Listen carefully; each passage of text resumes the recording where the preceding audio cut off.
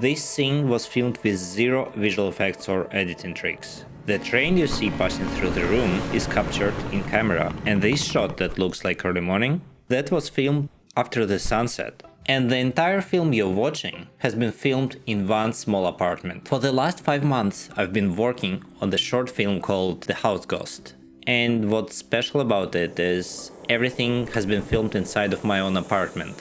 No extra locations, no crew, no studio, nothing. Everything done right here by myself. And because of that, one of the biggest challenges for me was making each scene feel unique and different. What I noticed on YouTube when other creators talk about their films they've made, they talk about feeling and mood of the film, they talk how it was challenging to make a movie without any budget. But when I was just starting, the most useful information for me was the small details that filmmaker put in their work. Something that the regular viewer wouldn't even notice. When you film in one single location, it's very easy to become repetitive. I paid a lot of attention to lighting and change of mood, so each scene will feel different. In this video, I want to walk you through the exact techniques that I used for different scenes, so you can use them in your video projects that you're working on. By the end of the video, you will know 6 different techniques that will improve your filmmaking. One of my first decisions I made even before I started recording, and that was choosing aspect ratio. Do you go widescreen or 4:3 or maybe vertical? I chose to film 4:3 not by aesthetic reasons. Let's be straight, my apartment is not very cinematic. So this less wide format helped me a lot to control the scene and hide things that I didn't want to show, like light stands, film equipment, and all the mess behind the scenes. Technically, I could shoot wide by zooming in a little bit more, but then I would lose top and bottom parts of the frame, and I did want to save this information. So 4:3 it is. In the opening scene of the film, you see characters sleeping and nice cinematic light beams coming into the bedroom. You probably know that to create this kind of beams, you need to add the smoke in the room. So I had sunlight coming into my bedroom, I added smoke there, and nothing happened. Light rays just didn't appear, and I couldn't understand why.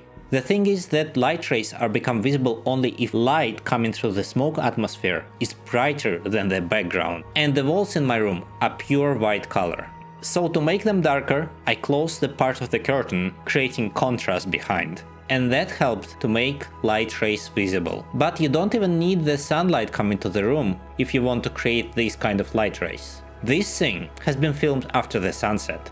The thing is that sun never comes from the right angle that I needed for this shot, so I had to fake it. I took the strongest light that I have and put it behind the window. Then I pointed it inside to simulate the sunlight. You even don't need any modifiers on your light to create the sunlight effect, just straight directional light. You might think, but if you have light outside of your room, you will see it from the window, and you will be absolutely right. I used the storytelling to hide the light. I was making the scene of the ghost creating chaos in my bedroom, so I just hang the t-shirt on the window to hide the light behind. The same lighting scheme has been used in other scenes, like this wide shot. Again, I'm hiding the light with a t-shirt here. So my extra advice here would be think about the story that you have and let your story work on your film set. This is probably my favorite scene in the whole film. Here you will not find any visual effects or hidden transitions. Everything is done in camera. The train itself is just a video I project on my wall, but what makes it feel real is everything that's happening around it. Again, make your story to work on your film set. So what I did here, I worked with environment, I worked with sounds, and I worked with editing sequence before we even know about the train. The cups are sitting on the table. You see the train and you see cups shaking in the room. So your brain connects this and believes that the train is actually coming through the room. And in this cut, I went further and used the dryer on my hair to create more dynamic for this shot. These are very small details, nobody would even notice that, but that is what makes your scene richer and more interesting. I had only one location, so filming during day and night added more variations in my film. But creating a day and night scene is not only about when you film, but how you design your set.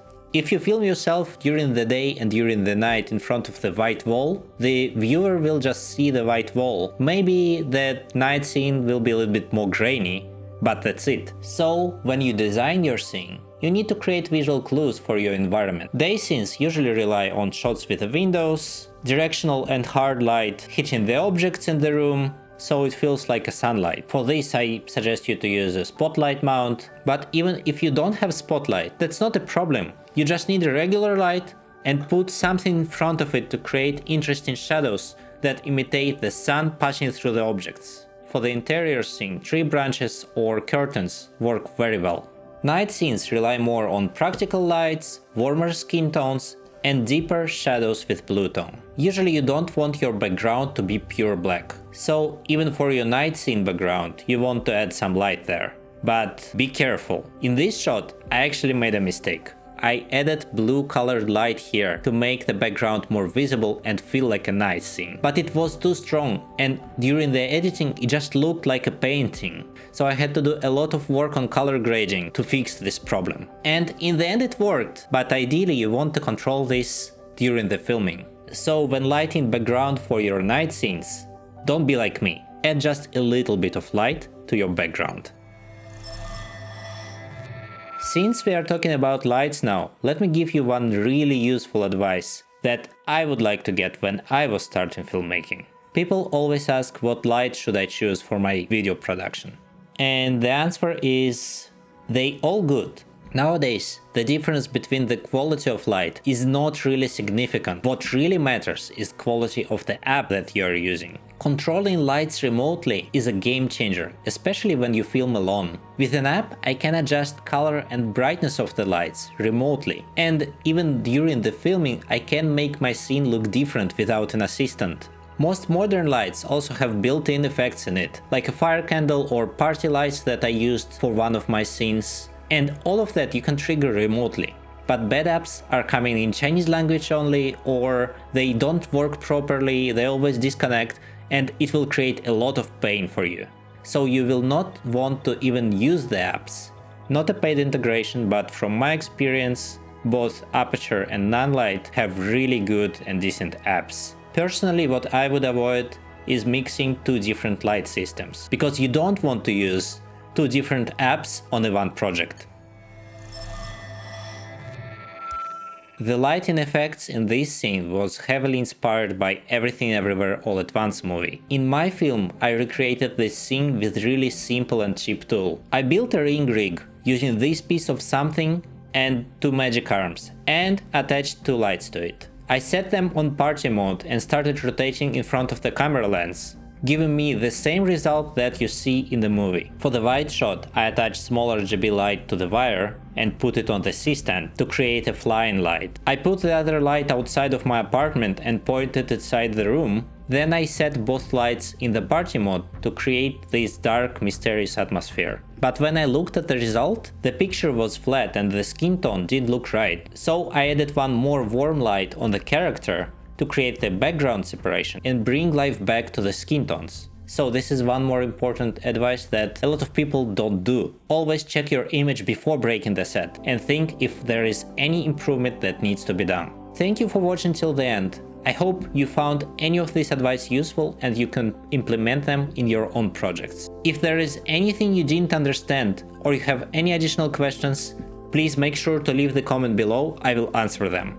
Also, please check my short film, The House Ghost, link in the description. And see you in the next one. See you!